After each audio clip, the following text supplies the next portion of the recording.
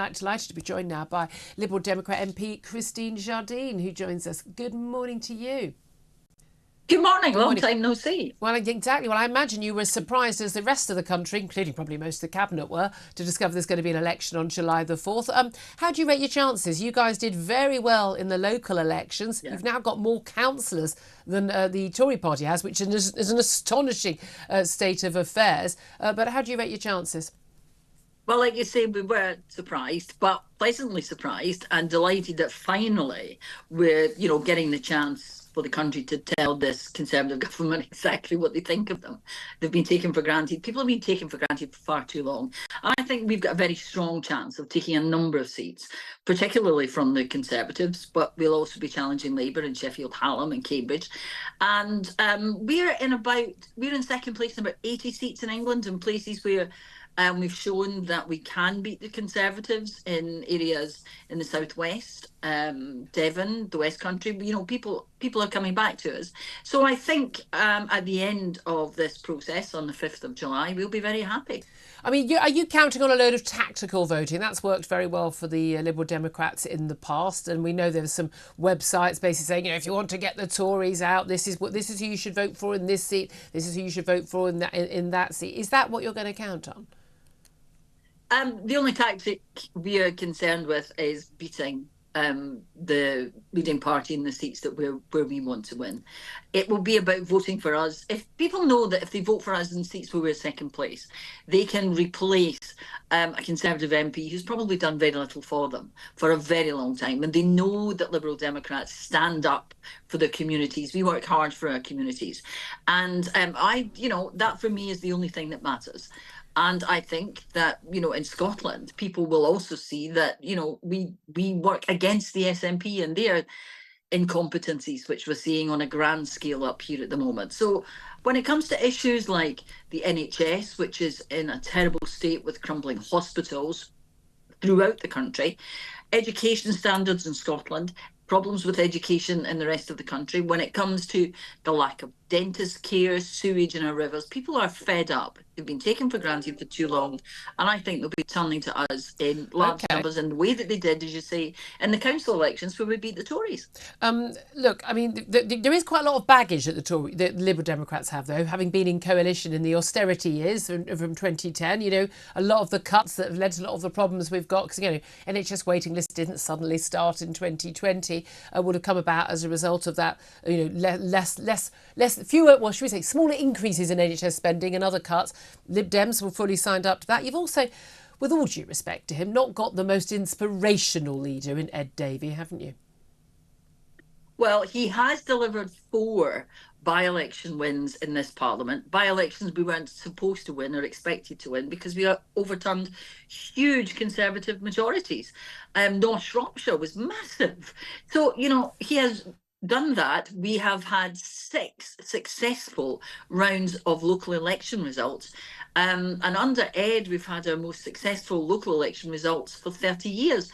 So I don't see how, people can say he's not inspirational. What he's doing is delivering, because people recognise that this is a man who, is as good as his word and cares. Whether they're voting, again, I think often with actually all the main party leaders, whether it's the inspirational leadership or the policies or them not being another party is the biggest factor, is the interesting one. Of course, one of the key dividing lines between some of the political parties is still their position on Europe. This would be an issue for a Brexiteer like me, that the Liberal Democrats, basically, you'd like to go back into the EU, wouldn't you? That's going to be a fundamental issue. Now, that will bring a lot of voters to you who feel they've been betrayed by the Tories and indeed Labour on that. But it's also going to prevent a lot of people voting for you. It's still an issue for voters. I don't really think it is an issue for voters anymore. I don't get it raised with me on the doorsteps at all. Wherever I am in the country, people don't actually raise it with me. But when they do, I tell them that, we recognise that at the moment, that, the time is not right for, going back to Europe. But we do want to see a better relationship with Europe. We do want to see us, being closer to Europe and benefiting. We want our small businesses, our exporters to benefit from our relationship with Europe. But no, Julia, frankly, people don't raise it with me on the doorsteps anymore because they're just They're you concerned think we've about all the moved state on? of the NHS. Let's talk about what could happen at the end of the election result. Look, right now it looks like it would be a massive thumping Labour majority, but we know things can change. In fact, interestingly, look, in general elections, they largely don't. But we've seen a few along the way. 2017 was a bit of a surprise. 2017 was a good example. Yeah, we're looking at 92 as well, a big shock. Yeah. So things are, who knows what could happen if we result in a hung parliament. Liberal Democrats have ruled out a coalition with the Tories again. Didn't work well for you when it came to the 2015 election. You've not yet ruled out, well, I wonder if you will, a coalition with the Labour Party, if that would be enough to get them into power. Could you do that now? We're not talking about a coalition with anybody. So you're not ruling it out? That includes the Labour Party. Our focus is only on electing as many Liberal Democrat MPs as possible so we can stand up for those communities that have been taken granted, as I've said, for too long. And, the pressing issues facing the country are the cost of living crisis, people struggling to get a GP appointment. Those are the things that people want us to be talking about, not some fantasy world where there's a hung parliament. What does everybody do then? Your party leader has ruled out a coalition with the Tories, but has not ruled out a coalition with the Labour Party, which is the party most likely to have the largest number of MPs in Parliament. That's quite telling. No arrangement. We have no arrangement. Didn't say you had with an the arrangement. Labour Party. We've had no arrangement with the Labour Party. We're not planning an arrangement with the Labour Party. We are only thinking about getting Liberal Democrats elected to Parliament. We're not thinking about anything other than that.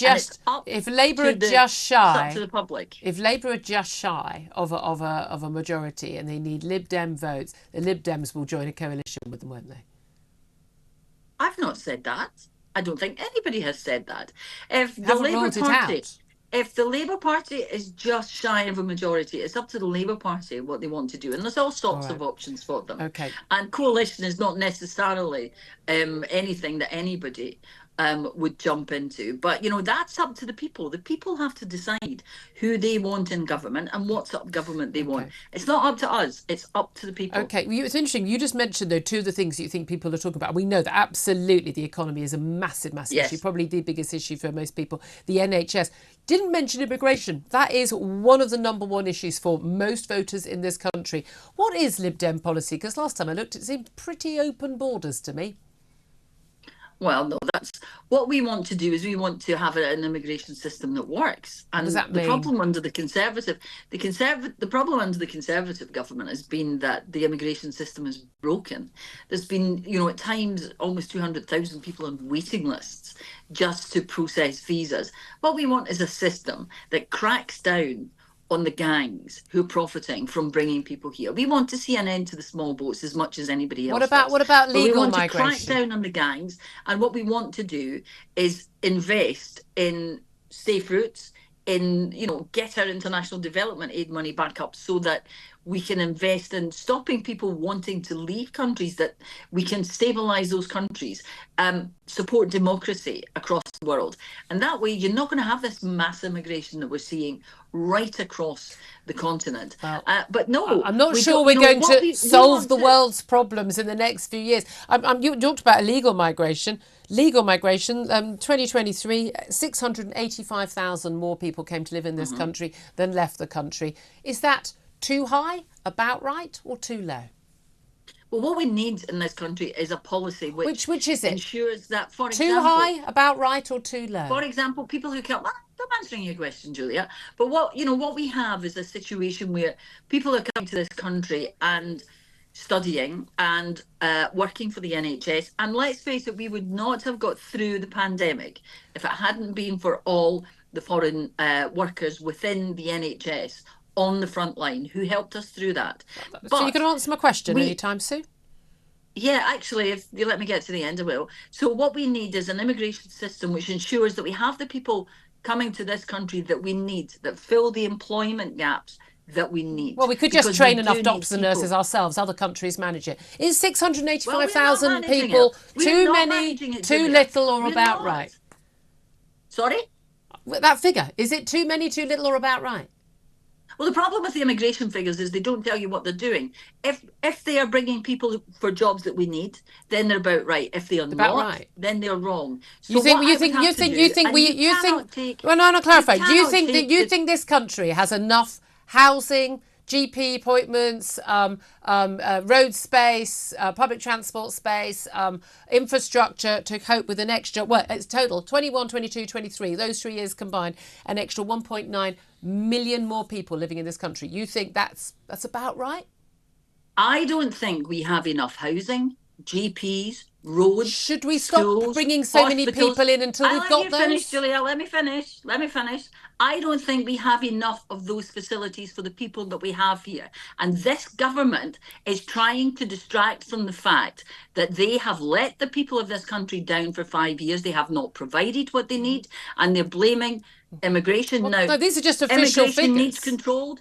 Immigration needs controlled, and we need the right numbers of people coming to the right jobs. We need people in this country to help us fill the employment gap. But what we need more than anything in this country is a government which will provide our people with the schools, hospitals, roads, Should we delay bringing in that many more people until we do have those houses and those schools and those GPs trained and all of that extra infrastructure? Our priority, the very first thing we should do, the very first thing before anything else, is look at how we, A, shore up the economy. B, we need to do that by bringing growth into this country so that we can build those schools. Those are the things. Right. I know you're not going to answer it, Christy. We'll have to leave it there. I've got to get to another guest, but I really appreciate you joining us. But I think we got the drift.